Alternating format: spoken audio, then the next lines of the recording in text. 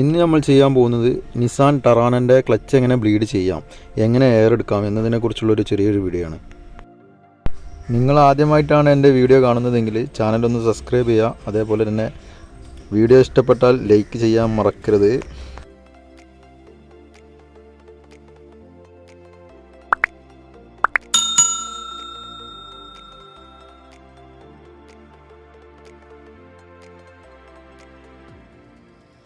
Gear ബോക്സിൻ്റെ മേലെ ഏകദേശം സൈഡിലായിട്ട് നമുക്കിങ്ങനെ കാണാം ഒരു എയർ നിപ്പിളും ഉണ്ടാവും. അതേപോലെ അതിൻ്റെ തൊട്ടടുത്ത് തന്നെ 2 ലോക്കുകളും ഉണ്ടാവും.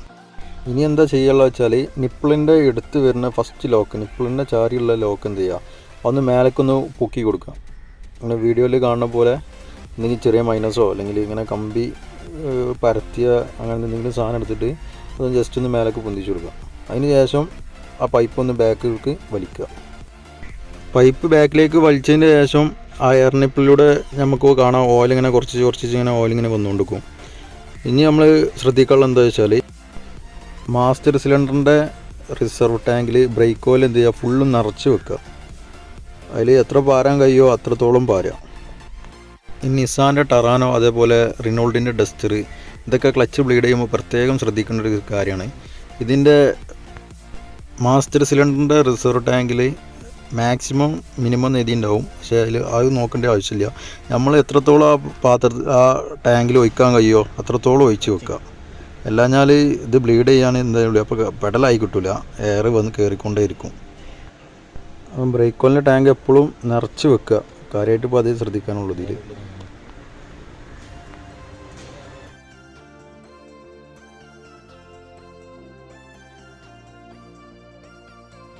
അപ്പം ഇവിടെ ഇങ്ങനെ എയർ നിപ്പിൾ വഴി കുറച്ച് ഓയിൽ ഇങ്ങനെ പുറത്തേക്ക് പോകുന്നുണ്ട്. ഈ പോകുന്നതിനനുസരിച്ച് അപ്പുറത്ത് എന്ത് ചെയ്യുക, ഒഴിച്ച് കൊടുക്കുക. ഈ ക്ലച്ചിൻ്റെ ഓയിലും അതേപോലെ ഈ ബ്രേക്ക് ഓയിലും ഇത് രണ്ടും സെയിം സാധനമാണ്. ആ എയർ നിപ്പിളിൻ്റെ അവിടേക്ക് ഇങ്ങനെ നോക്കിയാൽ കാണാം അപ്പോൾ ഒരു ബബിൾസ് ആയിട്ടാണ് ഓയിൽ ഇങ്ങനെ വരുന്നത്. അതായത് എയർ ഫുള്ളായിട്ട് ഇങ്ങനെ ഔട്ടായി പോവുകയാണ്. അപ്പോൾ ഇതിനനുസരിച്ച് അവിടെ റിസർവ് ടാങ്കിൽ ഇങ്ങനെ ഓയിൽ കുറയും. അതിനനുസരിച്ച് നമ്മളിങ്ങനെ എന്ത് ചെയ്യുക, ടോപ്പ് ചെയ്ത് കൊടുക്കണം. ഏറ്റവും സിമ്പിളായ മാർഗ്ഗമാണിത്, ഇങ്ങനെ എയർ എടുക്കൽ. അല്ലാഞ്ഞാൽ ഉള്ളിലൊരാൾ പമ്പ് ചെയ്ത് കൊടുക്കണം ഒരാൾ. എന്നിട്ട് നമ്മളിവിടെ ഒരാൾ പിന്നെ ഇവിടെ ലോക്ക് പൊന്തിച്ചാനും അതേപോലെ താത്തി കൊടുക്കാനും ഒരാൾ നിൽക്കണം. അതിലേറെ സുഖം ഈ ഒരു പരിപാടിയാണ് ഇത്. അതായത് ലോക്ക് പൊന്തിച്ച് കഴിഞ്ഞാൽ പൈപ്പ് കൊണ്ട് ബാക്കിലേക്ക് വലിച്ച് വെച്ചാൽ മതി. ബാക്കി പിന്നെ ബ്രേക്ക് ഓയിൽ കുറവനുസരിച്ച് ഇങ്ങനെ ഒഴിച്ചു കൊടുത്താൽ മതി.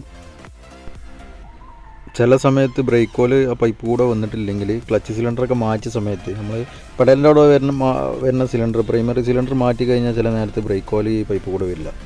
ആ സമയത്ത് എന്താണെന്ന് ചോദിച്ചാൽ പെഡൽ ഒരു 5-6 പ്രാവശ്യം ഒന്ന് പമ്പ് ചെയ്ത് കൊടുത്താൽ മതി, അപ്പോൾ ഓയിൽ വന്നോളും.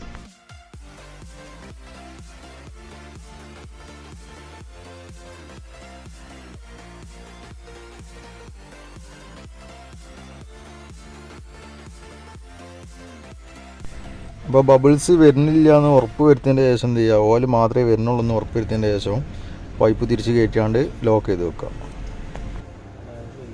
ലോക്കൊക്കെ ഇട്ടതിന് ശേഷം ക്ലച്ച് പെടലൊന്ന് നല്ലൊന്ന് 10-15 പ്രാവശ്യം ഒന്ന് പമ്പ് ചെയ്ത് കൊടുക്കുക.